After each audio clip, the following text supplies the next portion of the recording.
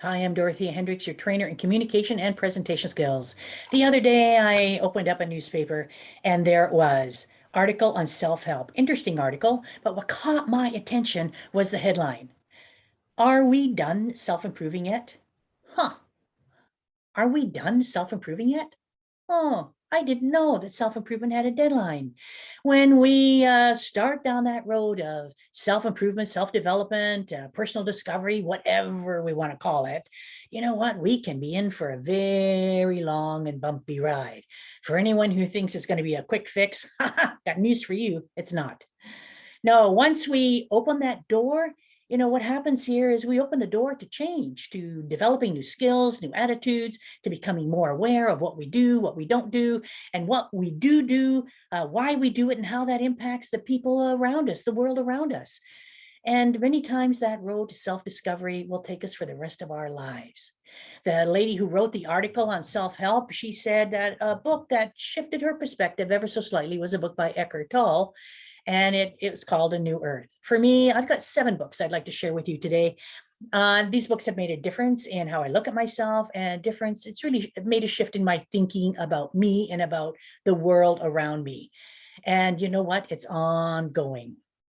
Book number 1, Dorothy Sarnoff, Never Be Nervous Again.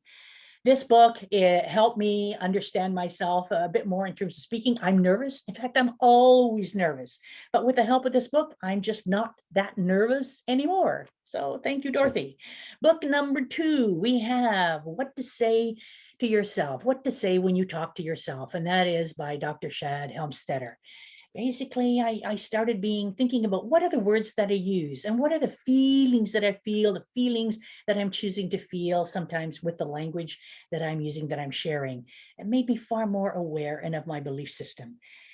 Number 3, love this little book, Creative Visualization by Shakti Gawain. Not only did I understand or get to understand a bit more that my thoughts have energy, they are energy, and I can direct those thoughts, direct that energy through affirmation and visualization.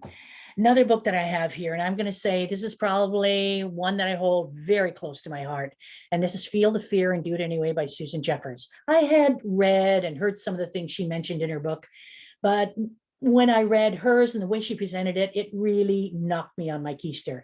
And I realized at that point, I need to stop comparing myself to other people, stop looking outside of myself for validation of who I am and what I stand for. No, I need to validate who I am. I need to do that for me, and also to learn to trust myself.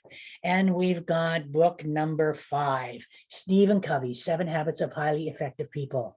I often will thumb through this book and read what Stephen Covey has to say. I love his line about living a principled life.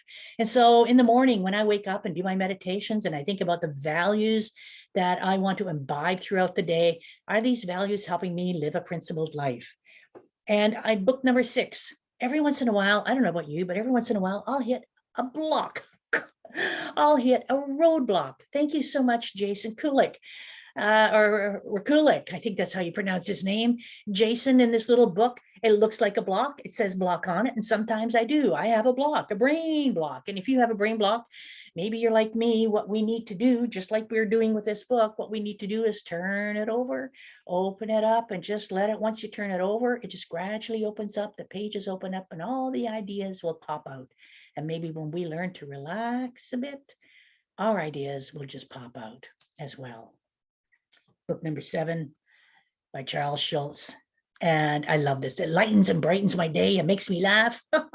You're a winner, Charlie Brown. I love Charlie Brown, Lucy, Linus, Snoopy, the whole team, the ups and downs, the trials and tribulations of their life, all done in a comic strip, but they so parallel what goes on in our lives. Well, I can think of my life in particular. So thank you so much, because if we can't laugh at ourselves, hey, life gets pretty grim. So bring lightness and laughter and brighten up your day with Charlie Brown, and we can all use a bit of laughs. So until next time, keep laughing. And if you're not laughing, start laughing now. And until next time, this is Dorothea Hendricks wishing you mountains of success.